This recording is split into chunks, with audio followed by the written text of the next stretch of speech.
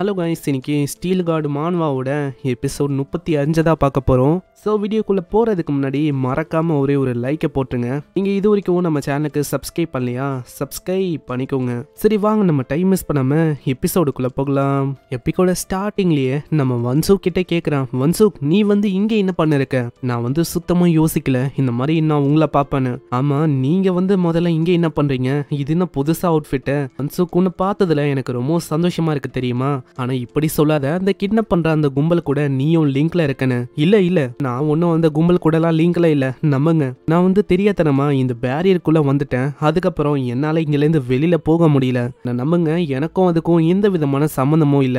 சரி, இந்த புது அப்பியரன்ஸ் அது என்னது? எப்படி நீங்க ஃபர்ஸ்ட் வந்த? எனக்கு ஞாபகம் இருக்கிறத வச்சு சொன்னா எல்லாமே ஒரு கனவு மாதிரி இருந்துச்சு.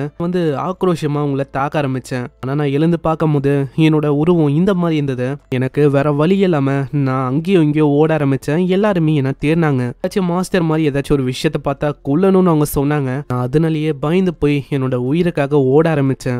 ஓடி கடைசியில நான் ரொம்ப டயர்ட் ஆயிட்டேன். முக்கியமா எனக்கு ஒண்ணுமே புரியல.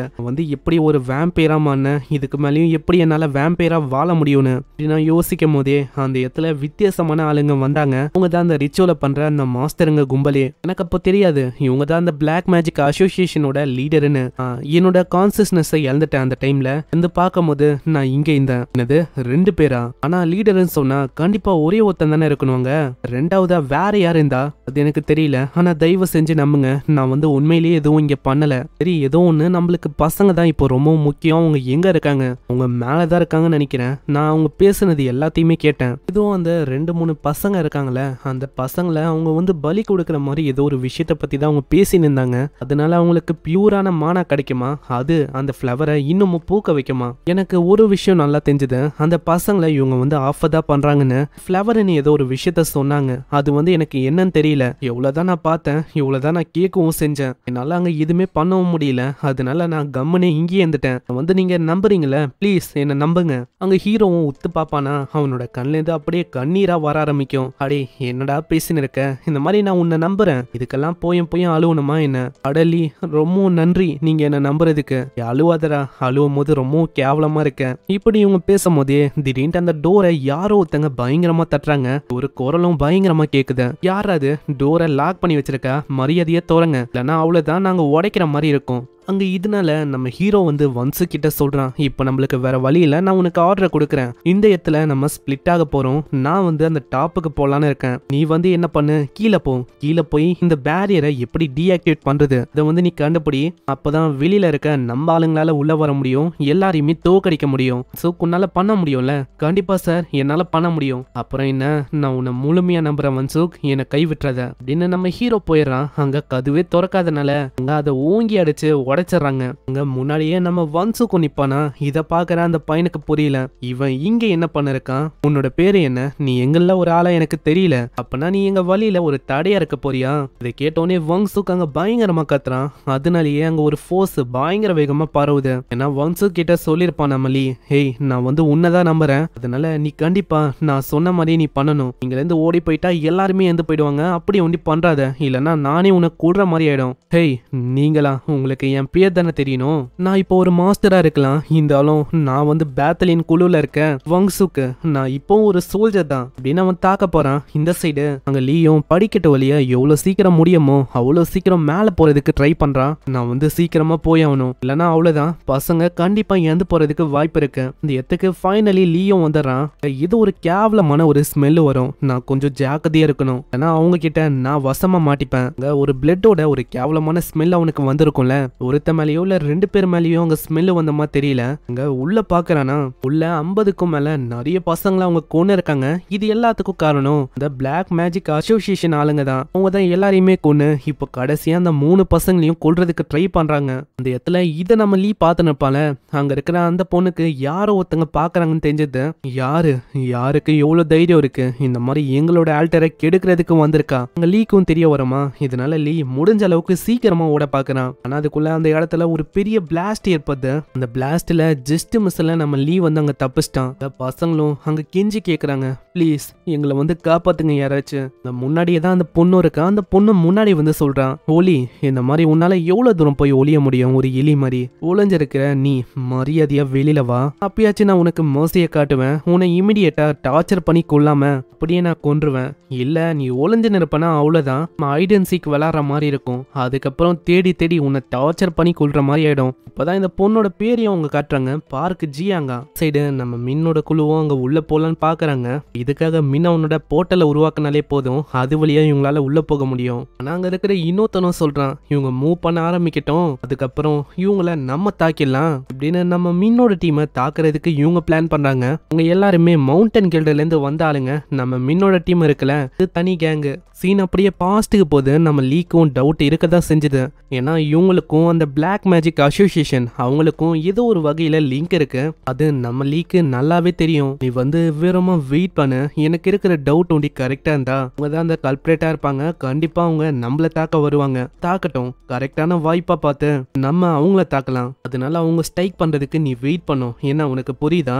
மின்னு வந்து இதுக்கு ஓகேன்னு சொல்றான். இருந்தாலும் அவனுக்கு ஒரு டவுட் இருக்கு. எனக்கு என்ன டவுட்னா, நீங்க வந்து ரெஸ்கியூ ஆபரேஷனுக்கு அங்க போறீங்க, அப்படி நீங்க போயிட்டா எங்களோட ஸ்ட்ரென்த் வந்து அப்படியே கம்மி ஆயிடும். அதாவது நாங்க கம்மியான ஆளுங்க தான் இருக்கோம். அப்படி பார்த்தா நாங்க வந்து இவங்க கிட்ட வசமா மாட்டிக்கிற மாதிரி ஆச்சு. இல்ல நீ அதை பத்தி எல்லாம் கவலையே பட வேணாம். முடிஞ்ச அளவுக்கு டைமை எப்படியாச்சும் நல்லா இழுக்க பாரு. என்கிட்ட ஒரு சீக்ரெட்டான ட்ரம் கார்டு இருக்கு, அது வரும். அதனால வெறுமா வெயிட் பண்ணு, எனக்காக நீ தான் இந்த மிஷினை நல்லா பாத்துக்கணும் அப்படின்னு நம்ம லீ சொல்லியிருப்பான். அங்க லீயோட ட்ரம் கார்டு அது வந்து என்னன்னு நம்ம மீனுக்கு தெரியல.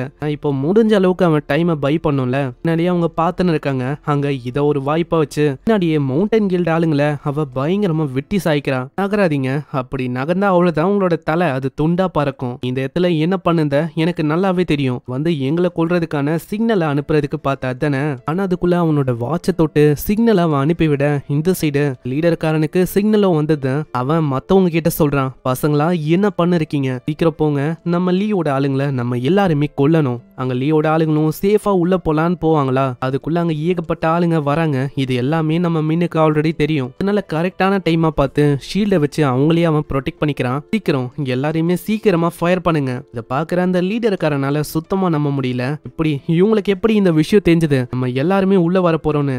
சரி ஏதோ ஒண்ணு, இவங்க எல்லாரையுமே நம்ம கொன்னாகணும். இந்த மேஜோட டீமை டக்குன்னு உள்ள இறக்குங்க. உங்க மேஜோட டீமும் வந்து ஸ்பெல் எல்லாம் கேஸ் பண்ணமா, ஸ்பெல்லும் அவங்கள தாக்க போகுது. இதுதான் அங்க லீடருக்கும் வேணும். அவ்வளவுதான், நாங்க எல்லாருமே இங்கேயே அவங்கள சாகடிக்க போறோம். ஹெல்ப் பண்ணக்கு அப்புறம் இதை நாங்க ரிப்போர்ட் பண்ணிட்டாலே வேலை முடிஞ்சது. ஆனா அதுக்குள்ள மேல இருந்தோ ஸ்னேப்பிங் டீம் இவங்கள தாக்கமா. இதை பாக்குற அவருக்கு சுத்தமா அங்க எதுவுமே புரியல. ஆமா, இங்க என்னதான் போயின்னு இருக்கு, நம்மளோட பிளான் எல்லாமே நல்லா போச்சு, ஆனா எப்படி இங்க ஆளுங்க மாறி போயிருக்காங்க. அப்பனா இவங்க ஸ்டார்டிங்ல இருந்தே நம்மளுக்காக தான் எய்ம் பண்ணிருக்காங்க. நம்ம தான் அதை தெரியாம இருந்திருக்கோம். டோனு இதுக்கு மேலே இவங்களை விட்டா வேலைக்காவது, நம்ம இவங்க எல்லாரையுமே கொல்லணும். இதனால டைரக்டா ஒரு களை இறங்குறாரு. அவரோட பவரை வச்சு விண்டு போல அட்டாக்கையும் அவர் பண்றாரு. அட்டாக்கும் டைரக்டா மின்ன நோக்கி வருமா. அங்க இதை பாக்குற மின்னுக்கு சுத்தமா புரியல. இப்போ நம்ம என்ன பண்ண போறோம், இதே மாதிரி போச்சுன்னா அவ்வளவுதான், நம்மளால எதுவுமே பண்ண முடியாது. அடலி, நீ சொன்ன அந்த ஹிடனான ட்ரம் கார்டு அது வந்து எப்படா வரும்? இதுக்கப்புறம் வேற ஒரு சீனை காட்டுறாங்க. நம்ம வன்சுக்கு அங்க இருக்கிற எல்லாரையுமே கொன்னுட்டான். நம்ம பிரஸ் பண்ணி டீஆக்டிவேட் பண்ணி வர்றான். அங்க வன்சுக்கும் நம்ம லீ சொன்ன பழைய விஷயம்லாம் அங்க ஞாபகம் வருது. நம்ம லீ வந்து பாஸ்ட்ல ஒரு விஷயத்த சொல்லிருப்பான். வன்சுக், நீ வந்து ஓடக்கூடாது, ஒரு ட்ரூவான சோல்ஜர் மாதிரி இதான் உன்னோட ஆளுங்களை ப்ரொடெக்ட் பண்ணும். இன்னைக்கு ஏதாச்சும் பிரச்சனை வந்தா கண்டிப்பா அவங்க உனக்காக களை இறங்கி வருவாங்க. அதனால உனக்கு தெரியும்ல என்ன பண்ணுன்னு. ஃபைனலி லீ, நீங்க சொன்ன மாதிரியே நான் அதை டீஆக்டிவேட் பண்ணி நான் இதுக்கு மேலேயும் பழையபடி பயந்து ஓட மாட்டேன். இந்த சைடு அங்க பயங்கரமான ஒரு அட்டாக் வந்து நடந்திருக்கும்ல, அட்டாக்கும் டைரக்டா அவங்க மேல பறதுக்கு வந்திருக்கும். இதுக்குள்ள ஒரு வாய்ஸ் கேக்குது, வந்து என்னோட வழியில இருக்க, மரியாதையா நகர்ந்து போ. யங் ஜூன் செம்ம வேகமா வந்து அந்த அட்டாக்கையும் இது பண்ணிட்டு அந்த லீடர்காரனை பயங்கரமா வெட்டி போடுறான். அங்க இதை பார்த்தோன்னே தான் மத்தவங்களுக்கும் அங்க நிம்மதியா இருக்கு. அட, யங் ஜூன் ஃபைனலா வந்துட்டாரா? ஆனா யங் ஜூன் அங்க வந்தவனே பயங்கரமா கத்துறான். அட லீ, நீ எங்கடா போய் தொலைஞ்ச? அங்க இதை பாக்குற மத்தவங்களுக்கு அங்க எதுவுமே புரியல. ஆமா, யங் ஜூனுக்கு என்னதான் ஆச்சு? ஆனா நம்ம யங்ஜன் அவங்க கிட்ட கேக்குற ஒரே ஒரு வார்த்தை, ஆமா அந்த லீ அவன் எங்க தான் போய் தொலைஞ்சான் கேக்குற நம்ம மின்னும் உடனே அந்த பில்டிங்கை நோக்கி கையை கட்டுறான். அந்த பில்டிங்கோட பேரியரும் இப்பதான் கொஞ்சம் கொஞ்சமா டீஆக்டிவேட் ஆயின்னு இருக்க. பாக்குற யங்ஜனும் சொல்றான், லீ வேறமா வெயிட் பண்ண, நானும் சீக்கிரமா வந்து உன்னை வெட்டி போடுறேன், ஏன்னா நீ பண்ண விஷயம் அப்படி அப்படின்னு ஏதோ ஒரு விஷயத்துக்காக நம்ம லீ மேல ரொம்பவும் கடுப்பா இருக்கான். என்ன விஷயம்னு நம்மளுக்கு நெக்ஸ்ட் எபிசோட்ல தெரியும். ஸோ பார்க்கலாம் என்ன ஆகுதுன்னு. ஏன்னா இதுக்கப்புறம் தான் நம்மளுக்கு தெரியும் என்ன ஆக போகுதுன்னு. இது வரைக்கும் வீடியோ பார்க்குறீங்கன்னா மறக்காம ஒரே ஒரு லைக்கை தட்டி விட்டுருங்க. அப்படியே சப்ஸ்கிரைப் பண்ணலன்னா சப்ஸ்கிரைப் பண்ணிக்கோங்க. நான் உங்களை அடுத்த எபிசோட்ல சந்திக்கிறேன். தேங்க்யூ ஃபார் வாட்சிங். சைனரா.